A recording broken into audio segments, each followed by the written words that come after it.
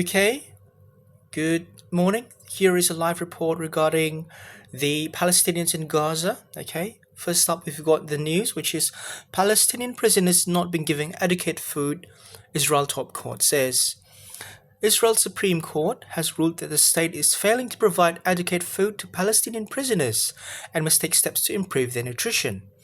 The three-judge bench said on Sunday that the government was legally obliged to provide prisoners with enough nutrition to ensure a basic level of existence. Thousands of Palestinians have been held in Israeli jail for years, including over terror charges, and thousands more have been detained since October 2023. Human rights groups in Israel have long criticized prison conditions and brought a petition last year alleging that changed food policies were causing prisoners to suffer malnutrition and starvation. The Association for Civil Rights in Israel, or ACRI, which was one of the groups that brought the petition, posted on X after the verdict, calling for it to be implemented immediately. Israel's Security Minister Itamar Ben-Gvir lashed out on Sunday's ruling on X, writing that Israel hostages in Gaza had no Supreme Court to protect them, and he would continue to enforce the minimum conditions required by war on imprisoned terrorists. And the next news is about genocide. Israel has committed genocide against Palestinians in Gaza, a United Nations Commission of Inquiry has said. It said there are reasonable grounds to conclude that 4 of the 5 genocidal acts defined under international law have been carried out since the start of the war with Hamas in 2023. These are killing members of a group, causing them serious bodily and mental harm, deliberately inflicting conditions calculated to destroy the group, and preventing births. Israel's foreign ministry has categorically rejected the report, denouncing it as distorted and false.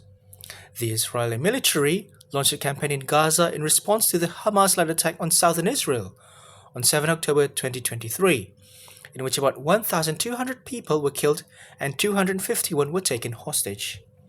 At least 64,905 people have been killed in Israeli attacks in Gaza since then, according to the territory's Hamas-run health ministry. That's it for today's live report. Back to the studio. Thank you. Humanitarian crisis. As much as 367 Palestinians have lost their lives due to starvation, including 131 children. Around 500,000 of Gaza residents are also experiencing extreme hunger. Conflict escalation. Israel has also intensified their raids in northern Gaza. Israel Defense Cabinet has approved Netanyahu's plans to occupy the wall of Gaza. Diplomacy. Meanwhile, Trump has once again warned Hamas to accept the agreement to a ceasefire. Hamas has agreed to negotiate with the condition that civilians aid be sent to those currently experiencing starvation. International response. World leaders have condemned Israel's plan of occupation. Germany has declared exporting firearms to Israel, while the UK plans to recognize Palestine's sovereignty as a country in the United Nations. The overall situation is still critical with the worsening of the violence human rights following the escalation of violence in the area. Hamas militants have attacked an Israeli post between Jabakia and Sheikh Radwan with a bomb, resulting in 4 Israeli casualties inside their tank on Monday morning.